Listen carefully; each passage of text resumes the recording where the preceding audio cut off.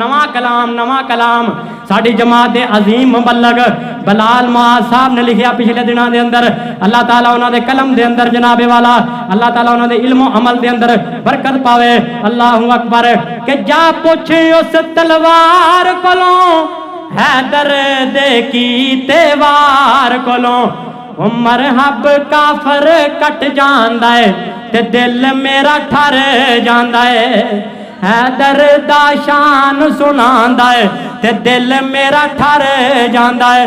हैदर नू मोमनां दा ओनू पीर आखां वहाबियां दा इसनू पीर आखां सच आखां ते सोहणे दा वीर आखां ओ सच आखां ते सोहणे दा वीर आखां।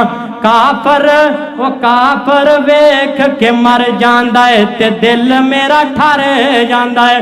ओए हैदर दा शान सुनांदा है ते दिल मेरा ठर जांदा है। अल्लाह दा कुरान बोलिया फरमाया मुहम्मदुर रसूलुल्लाह